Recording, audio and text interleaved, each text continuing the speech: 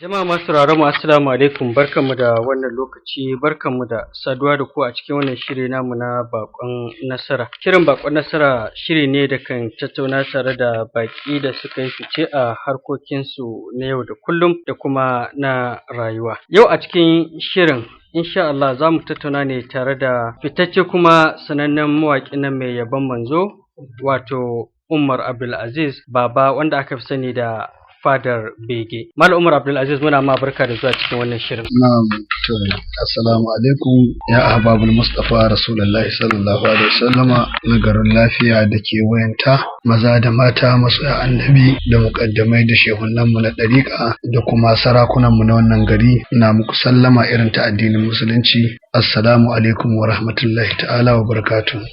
Tuma da bayan makalale marhabin da zuwa cikin wannan shiri namu, masu sauraron mu tare da ni kaina za mu so mu san kowane ne Umar Abdulzeez Baba, wanda aka fi sani da Fadar Bege, bi ma'ana ina aka haife ka, karatun da kai da sauransu. Na'am, to ni dai an haife ni a Kano a wata local government wanda ake kira Wudil a shekara ta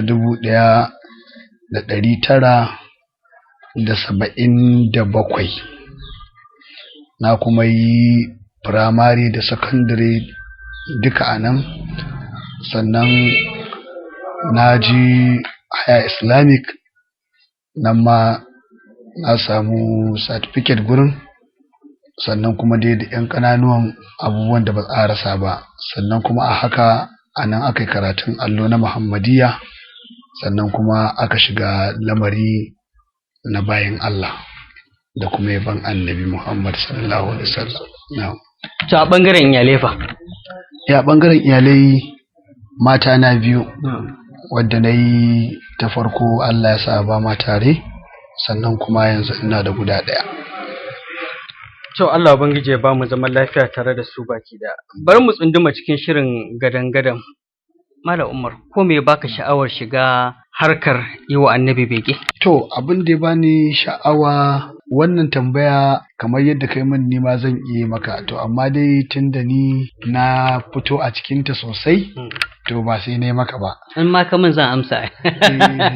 To shine ina ganin duk mutumin da aka ce musulmi ne, to dole a same shi da haƙƙin na soyayya ga manzon Allah sallallahu alaihi wasallam. Bayan an same shi da wannan, sai dai tun da loko ne mai zurfi, mutum akan samu in zuciyar ta cika, to sai ta rika aman abin da ta kunshi. To na shiga wannan hurɗa ne, duk mutumin da ya san Wudil, da ya santa tana da sana'a ta zaune ta ɗinki, don zai wahala mutum haifaffen Wudil ne a ce bai yi sana'a ɗinki ba na hannu. Kamar yadda a lafiya dai ban san su kuma irin nasu sana'a wanda dole ɗan garin su ya yi. To a wannan lokaci mukan kwana muna yi. To hakan muka kawo rediyo da kasassuna ana sawa don taya mu hira, saboda kar a yi shiru ko kuma a dinga wata shirar da za a iya munafincin wani. To shi sa akan kawo kasassuna na mawaka, za su dan kwairo, su shata, su gambo, su waye. Sai yake cewa to ya kamata, me yasa ba za mu dinga sa yaban kasassuna ba na annabi, na yaban annabi. To lokacin zan zo Kano, da na ji sabon kasar kamar irin na Usman Rabiu, Sharif Man Rabiu, Usman Baba, su Rufa'i a yagi, su Bashir dan Musa, su Man Magaji Sadi, su Bashir dan Dago. To haka nakan zo, in nazo sai in je in siyo kasar din su. Maimakon a sa wannan, to duk da haka ana samun wasu masu ra'ayin wasu mawaƙan ba na annabi ba. To sai aka yin ƙuri'a. Idan aka sa wannan sau ɗaya sau biyu aka ji, sai a cire, to shi ma wannan sai a sa masa nasa. To a wannan lokacin na rika jin a'a, ya aka yi, to wai me isa wa'annan ba mazaje bane suka yi ne? Me isa to ni ba zan tashi ni ma na yi bane? To kaji ta inda na fara. To masu magana na cewa waiwaye adon tafiya. Bari mu waiwaye baya. Ba za ka yi tuna wace waka ka fara rerawa? To waƙar da na fara rerawa, na taɓa canza wata waƙa ta gidan gona ta Awwalu Bunkudu, wani mutumin Sokoto. Bayan wannan ita dai ban rera ta cikin jama'a ba, ita ce waƙa na farko da na fara yi wa annabi. To bayan na yi wannan, na zo na gwada ma, na zo ina karanta cikin abokaina, sai aka dinga wannan waƙar ta wani ƙasa ta kaza kaza. Na ce to babu komai dai, dukkan wani da ya zama wani to ta wasu ɗar wani ya zama. To shikenan to sai na ji abin ya dame ni, to sai na je na yi wata kasida, sayyadina so ka ya shugaban al'umma babu ya kai ya shugabana, shine amshin wakar. sai na yi ta baiti 99 kamar adadin sunan Allah. To haka da na zo na karanta da aka dinga kai lalle na yi mata rubutu sosai. To ita ce waka ta farko. Kuma sananniya ce. Ba a santa ba, wa'anda dai muka taso a tarihin abin sun santa, amma dai kamar yanzu duniya ai ba sani ba, tun da lokacin da dan. To ko akwai wani shiri na fito da ita? Lalle duk taran dadewa akwai, tun da yanzu in na dauko ta ma zan mata dariya ne, sai ga wasu abubuwa an sassake su. Wasu abubuwa da na sa to kana gani wannan lokacin lalle ba ina nufin kaina wani abu bane, amma ina ganin basira ta yanzu ba zan iya yin, zan yi fiye da haka. To bari mu koma baya, ya zuwa yanzu nan, kama za ka iya tuna yawan waƙoƙin da kai na yabon manzo? Kai, to wannan gaskiya zai yi wahala. Zai yi wahala. Zai yi wahala. Zai yi wahala. Ko a kiyasi ba za ka iya kiyastawa ba? To a kiyasi yanzu kaga ba mamaki ko gurin masu laftar ka je akalla za ka samu waka ta 100 a cikin abin nan ɗinsu. Banda kuma waɗanda ban yi ba, to gaskiya dai da yawa. Da yawa, amma ba zai iya, to ba mamaki, to gashi nan dai gaskiya da yawa. To sai da waɗansu mawaƙan za ka cewa Allah ya ba su baiwa ne na murya ta rera waƙoƙi, wasu ke rubuta musu. Ya naka lamarin yake? To gaskiya ne dai a duk duniya ba mutumin da ya taɓa rubuta min waƙa. Babu shi. Ni nake rubuta abina kuma da muryata nake yi. To daga cikin waƙoƙin da kake tunanin kayi zuwa yanzu nan, wacce ce tafi kwanta maka a zuciya, wadda za mu iya ɗauka mu ce kamar ita ce bakan damiyarka? To a karam kallawo, wannan tambaya kai mun irin wadda ake wa mawaƙa ba na annabi ba. To, amma da yake wannan na annabi ne? Saboda ita in duk abin da aka gaya wa annabi to babba ne. Ba wani abu bakan dami, ba wani abu wanda ba bakan dami. Bari mu ajiye kalmar bakan dami a gefe. Wace waƙar tafi kwanta ma a zuciya cikin yabo da kake mu? Duka sun kwanta mu, ba wacce ta tashi tsaye. Masu sauraron muna cikin shirinmu ne na bakon nasara daga da tashar rediyo Najeriya da Precious FM da ke birnin Lafiya. Kuma yau cikin yarda Allah muna tattaunawa ne tare da fitaccen mawaƙin nan na yabon manzo, wato Umar Abdulzeez Baba, wanda aka yi wa laƙabi da Fadar Bege, wanda kuma muke tattaunawa tare da shi yau a cikin wannan shirin namu. To baya ga wannan, masu mu duk da yake ka ce duk waƙoƙin naka sun kwanta ma a zuciya, bari mu duba mu je menene ya baka dalili ko sha'awar rera waƙan nan ta Allah Rabbana. Na'am, wato sarki Rabbana ko roƙon da nake kenan. Roƙon da kake. To ka san shi duk wani mutumi, duk mutumin da kaji an ce yayi suna, in dai kayi suna, to aka ce ba a wane banza haka.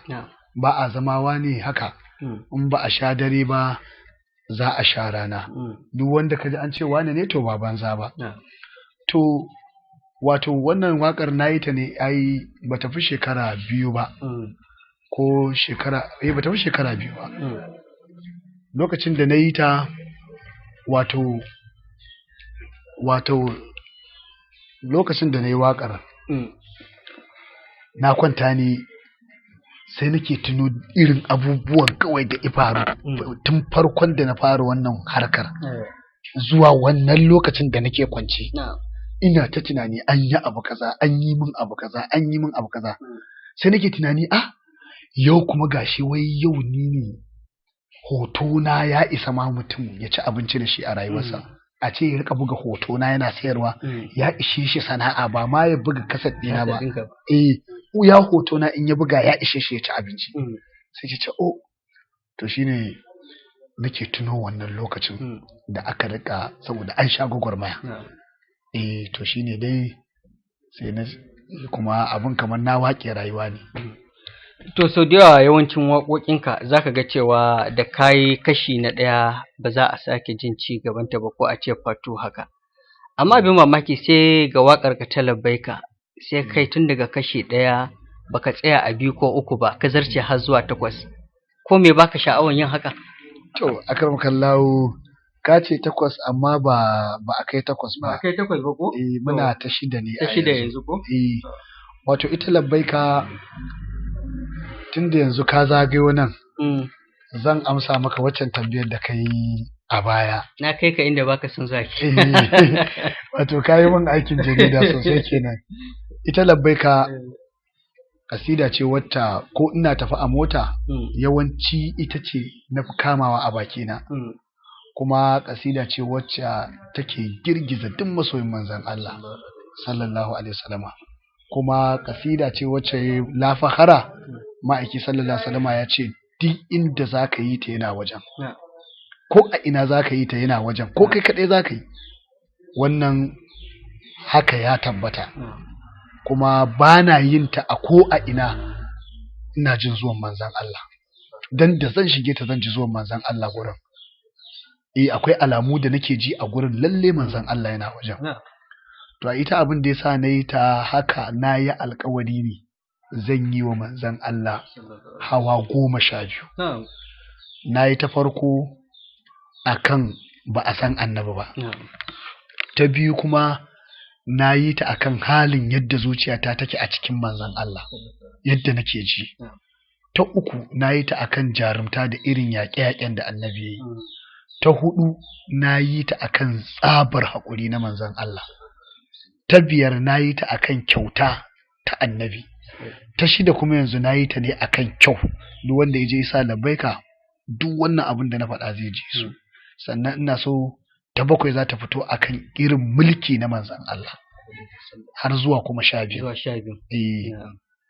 Masaranmu muna da cikin shirinmu ne na bakon nasira daga tashar rediyo Najeriya na Precious FM da ke birnin Lafiya, inda muke tattaunawa tare da fitaccen mawaƙin nan mai yi wa annabi yabo, wato Umar Abdulzeez Baba, wanda aka sani da Fadar Bege. Muna kuma tattaunawa ne akan aikinsa ta yi wa annabi bege da kuma harkoki da suka shafi na addini.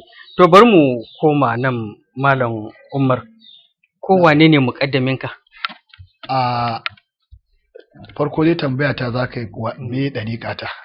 To me ɗariƙarka? Za mu zo ga wannan, amma tun da ka kai ni mu je a hakan. To me ɗariƙarka? Ɗariƙa ta ita ce ɗariƙar Tijjaniya. Ba Tijjani ne ni tsantsa sak. Kakana Malam Hassan Bakatsini shi ba Tijjani ne. A'a, ba ƙadire ne.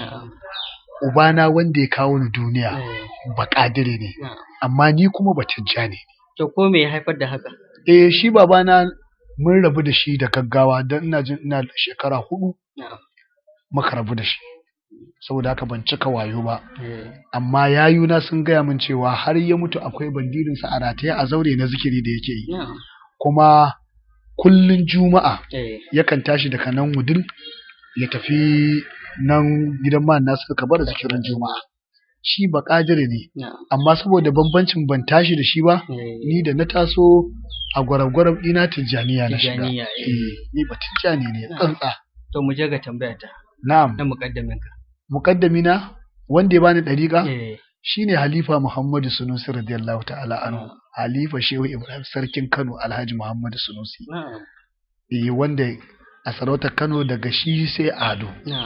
Wanda ya halifanci Shehu Ibrahim kenan, wanda Shehu Ibrahim ya ce masa fa ana huwa wa huwa ana. Shi kadai ina takama da wannan. Shi kadai Shehu Ibrahim ya taba gaya wannan. Ina takama da wannan. Shehu na shine wanda Shehu Ibrahim ya ce masa fa huwa ana wa ana huwa. Ni shine shi ni ne, wanda i gaskata shi ya gaskata ni, wanda i karyata shi ya karyata ni, wanda i yarda da shi ya yarda da shi, wanda i saba masa ya saba mun. Haka Shehu Ibrahim ya ce akan Halifa Muhammad. To sau da yawa wasu waƙoƙinka zaka ji cewa kana ambato Sheikh Sharif Sani Jambulo, Sheikh Sharif Sani Jambulo. Me alaƙarka da shi? Alaƙata da Sharu bayan wafatin Halifa muna tare da Malam Yusha'u, shi ma yana nan gidan, a hannunsa ma na yi tarbiyyatul azkari, shi Malam Yusha'u. muna tare da shi 2000 shekara ta 2000 yayi wafati. To saboda haka daga nan sai ya kasance to ni kuma annabin nan fa neman sa nake kai da fata. To a wannan lokacin Sharu yana Kano ya ji wata kasida ta wadda nake yi baharun na dadin nan. Muhammadu dan asali mai asali nagartace. To ita asalin wannan waka akwai lokacin da aka yi wata gasar waka a Wudil. Dan ni duk gwagwarmayar da na sha ma a duniya da bala'i da menene ni akan Shehu Ibrahim na shata. Ware kuwa aka yi gasar nan ana ganin ni ne sha'iri a garin wanda ya fi kowa haske. To sai aka zo aka ce a yi waka tsakanin haifar annabi zuwa annabta. To sai aka gaya min kamar ran juma'a za abin sai aka gaya min ran alhamis. Saboda haka ne kokari na naje da aka yi wakar sai na zama ni ne na zo na bakwai ba fa na ɗaya ba aka muka Allah. Na bakwai na zo. Sai aka dinga to ai kun ji ba dama mun gaya muku wannan Fadar Bege din ba mawaƙin annabi bane. Ba mawaƙin annabi bane. Saboda haka shi mawaƙin shehu ne da waƙar Shehu Ibrahim ce ko ta Halifa Muhammadu Sunusi ko ta Shehu Tijjani shine zai na ɗaya. Wallahi ina jin zafin maganar nan sai na zo gaban hoton shehu a ɗaki na. Na ce shehu in dai ƙaunar da nake maka dan manzon Allah ne. Shehu Ibrahim sa haske a harshe na wanda har a naɗe garin Wudil in nayi magana akan annabi ba a isa a ƙara wata akai ba. To ka ji dalilin da yasa na shiga halwa sai da na shekara ɗaya wannan baharin na daɗin da kake ji angon Sauda baiti 136 ce. Sai da na yi wa annabi baiti 136 shekara ɗaya na ina yi. Ran da na fito da ita sai na mafarki da Shehu Ibrahim radiyallahu anhu. Ya zo ya ce Umaru na zo jin wannan waƙa taka. Sai ce Shehu ka zo jin waƙa ta? Sai na tashi na ce ai ka ganta. Daman da ita nake kwana a ƙarƙashin gado na sai na ɗauko. A ru'iya ne muna tare da Shehu Ibrahim. Sai nake karanta masa na zo kan wani baiti da nake cewa ya Rasulullahi kai ne masanin Allah tun Allah ba shi da suna Allahu. Sai ya ce kai maganan nan ta yi girma zo mu koma can nan gurin yayi sauro. Wallahi yana cewa zo mu koma can sai na farka sai na ji ɗakin duka sauro. Sai na ce to wannan bacci nake ko kuma ido biyu ne. Na tashi ina yanzu Shehu Ibrahim ya zo gurina. To daga nan na kammala waƙar sai kuma ya sake zuwa. Sai ce ai na zo in ji ƙarashin waƙan nan ne. Da haramin shi ya ɗaura harami na aikin haji ice zan tafi gurin sai da sadati ne. Ka bani kasidar in na je zan kai masa in ce da gurin ka ne. Na ce to Shehu na ɗauko ya nannaɗe har yanzu ina ganin yadda Shehu ya haɗa ta da kwagirinsa ya riki. Ya ce to sai mun haɗu fada na ce Shehu a dawo lafiya ka ce ina gaida annabi. To kaji to ana haka to sai kuma to Sharu sai iji wannan wakar sai ce a je a nemo min wannan mawaƙin duk inda yake manzon Allah yake nema. To shine muka je muka haɗu da Sharif ina jin kusan shekara ta 2003 2003 kenan. To shine to daga nan kuma to sai kuma icafe ni akan ma'arifa da ilimin annabin da waye shine muke tare har yanzu. Sai da ma ai lafiya gidan Sharif Sani Jambulo ne. To barke ma dole na ma wannan tambayar me kawo ka garin lafiya? Abin da ya kawo ni garin lafiya wato na yi kewaye mai yawon gaske ne ni da kyan gaske. Amma lafiya Allah ya sani manzon Allah ya sani.